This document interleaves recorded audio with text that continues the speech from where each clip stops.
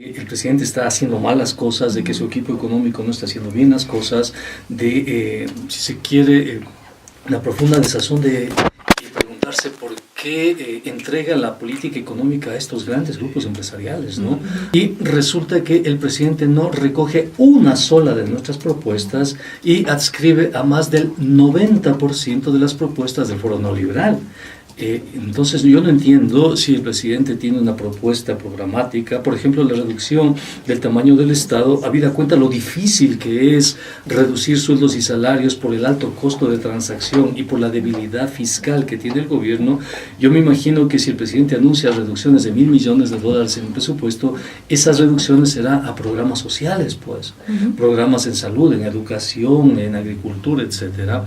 Es decir, está conspirando en contra de su propia propuesta electoral, en contra de su propia ideología, porque cuando estuvimos ahí con el presidente nos dijo, yo soy de izquierda y todo lo demás, pero esta propuesta que nos acaba de entregar no tiene absolutamente nada que ver con la izquierda, es una propuesta de derecha, es una propuesta neoliberal, y hay que decirlo así, hay que decirle de frente al país para que el país sepa además cómo reaccionar. Tan es así, fíjate tú, que ya ayer el Frente Unitario de Trabajadores ya anunció movilizaciones.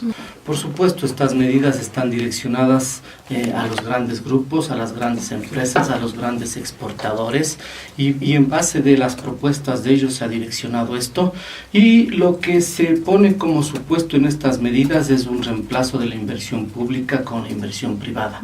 Esto puede ser sumamente grave, fundamentalmente en la medida 13 sobre alianzas público-privadas. Se dice que se va a generar la inversión, ¿no es cierto?, del sector privado en infraestructura, hidrocarburos, energía, minería, telecomunicaciones, transporte y obras públicas, es decir, en los sectores estratégicos, sin entender la dinámica y el fin existente en esa diferencia entre inversión pública e inversión privada. La inversión privada no se dinamiza por hacerles remisión tributaria, no cobrarles, por hacerles remisión laboral, no hacerles responsables de sus actos frente a los trabajadores. No, la inversión privada se genera mediante una política monetaria y uno de esos elementos es la tasa de interés. El presidente dice que quiere disminuir 1.000 millones. Digamos que vamos a disminuir esos 1.000 millones despidiendo gente. ¿Cuánta gente tenemos que despedir para ahorrarnos 1.000 millones? Tenemos que despedir aproximadamente unos 50.000 funcionarios públicos. Para poder compensar los costos de transacción de esos 50.000 funcionarios públicos que van a la calle, el Estado necesita compensarlos con compras de renuncias e indemnizaciones alrededor de $1.200 millones, ¿no? Entonces el Estado necesita 1.200 millones para ahorrarse 1.000 millones. A mí lo que me preocupa es el costo en gobernabilidad que implican estas medidas. Vamos a un escenario en donde va a haber confrontación social. Va a haber confrontación social y va a haber recesión además.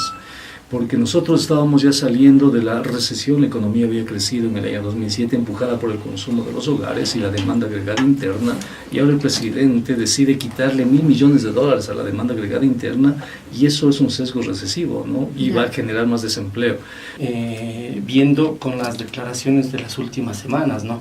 Cuando salen a decir que el IES está quebrado, cuando salen a decir que estamos sobreendeudados, que ya no se aguanta más, que la situación del país es mala, lo que se estaba es generando el panorama justamente para lanzar esta propuesta del Foro de Economía y Finanzas Públicas, porque yo le llamaría, esta es la propuesta del Foro de Economía y Finanzas Públicas, no es un plan económico, es ese planteamiento. Entonces se estaba generando el ambiente, el panorama para lanzar esas propuestas, y eso obviamente desdice de todo el plan de gobierno y desdice de todo lo que se ha venido diciendo desde el gobierno. Yo creo que el gobierno debería de corregir, yo creo que el gobierno debería de pensar en la efectividad real de estas medidas. Yo creo que el gobierno debería de él mismo decir lo que se plantea, lo que usted hablaba, es decir, si el eje central de la reactivación productiva y la inclusión económica es la economía popular y solidaria, sobre ellos debió de haberse canalizado todo,